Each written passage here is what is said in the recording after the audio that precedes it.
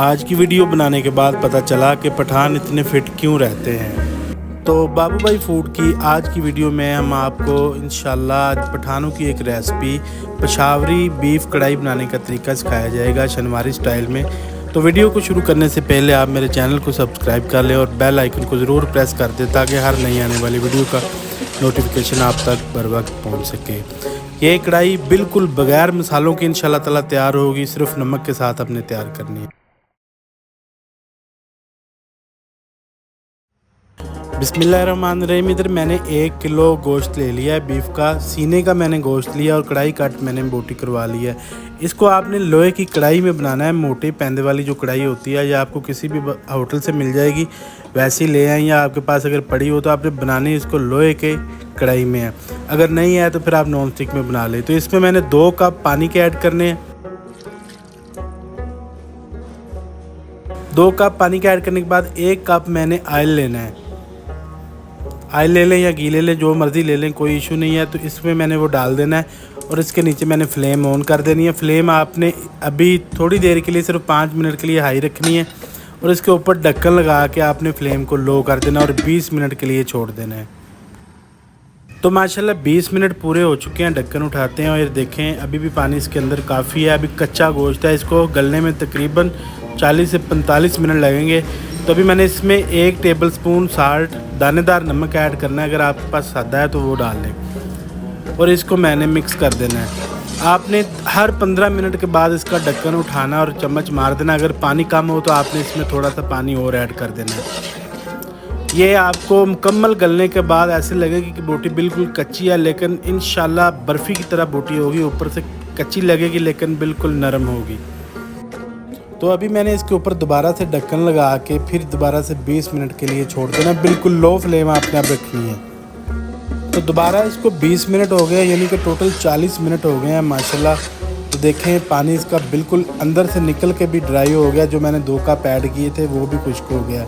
तो अभी मैंने इसमें तकरीबन 4 से 5 हरी मिर्चें जो तेज़ वाली होती हैं तीखी, वो मैंने बिल्कुल बारीक क्रश करनी है और वो मैंने इसके अंदर ऐड करके इसको मिक्स कर देना दोबारा से।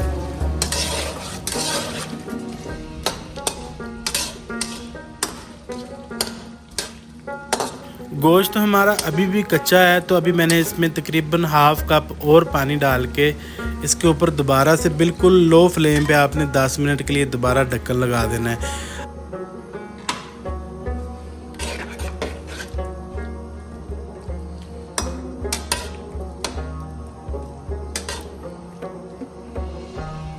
तो ये मैं इसके ऊपर दोबारा से ढक्कन लगाने लगा हूँ। 10 मिनट आपने इसके ऊपर और ढक्कन देना, यानी कि टोटल 50 मिनट हो जाएंगे। तो 10 मिनट इसको पूरे हो गए हैं माशाल्लाह। तो अभी मैंने ढक्कन उठा के ये देखे पानी अभी इसके अंदर मौजूद है। गोश्त हमारा तकरीबन 90% गल चुका है। तो अभी मैंने इसके अंदर टमाटर ऐड करने हैं। 1 किलो मेरे पास गोश्त था बीफ का, तो अभी मैंने 1 किलो ही इसके अंदर टमाटर ऐड करने हैं। टमाटर थोड़े बड़े साइज़ के, ये मैंने ऊपर से कट कर लिए थे मुँह वाली साइड से कि इसका छिलका आसानी से इसके ऊपर से उतर सके।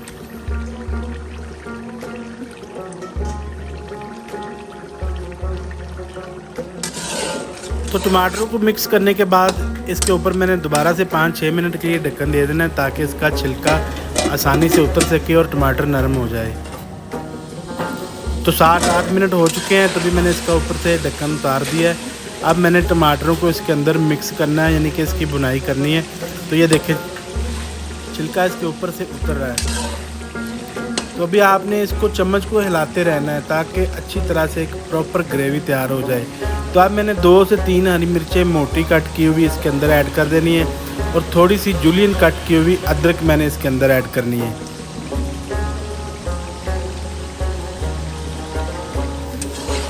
तो अब फाइनली मैंने 6 से 7 मिनट इसकी बुनाई करनी है बड़े ही अच्छे तरीके से। फ्लेम आपने अब इस पॉइंट पे फुल कर लेनी है, हाई फ्लेम पे आपने बुनाई करनी है इसकी। तो ये देखें टमाटरों का जो छिलका था वो मैंने उतार के फेंक देना है, इसको वेस्ट कर देना है आपने।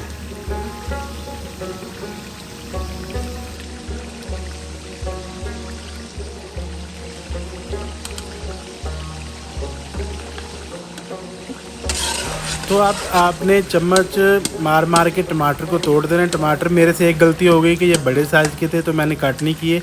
अगर आपके पास भी बड़े टमाटर हैं तो आपने इनको 2-2 पीस कर लेने हैं। तो ये देखें माशाल्लाह टमाटर हमारे गल चुके हैं। तो अभी मैंने इसकी प्रॉपर बुनाई करनी है। 5 मिनट मुझे टोटल लगे हैं। ये देखें तो हमारी माशाल्लाह शनिवारी पेशावरी कढ़ाई हमारी बिल्कुल रेडी हो चुकी है। तो उम्मीद करता हूँ कि मेरी आज की रेसिपी आपको बहुत ज़्यादा पसंद आई होगी। अगर ये मेरी रेसिपी आपको पसंद आए तो आपने सबसे पहले मेरे लिए दुआ ज़रूर करनी है और फिर मेरे चैनल को आपने सब्सक्राइब करना है, लाइक करना है और इसको ज़्यादा से ज़्यादा आपने शेयर करना है। तो मिलेंगे इंशाल्लाह ताला नेक्स्ट वीडियो में एक नई रेसिपी के साथ। तब तक के लिए अपना और अपने प्यारों का बहुत सारा ख्याल रखिएगा। मुझे दे इजाज़त। अल्लाह निगहबान।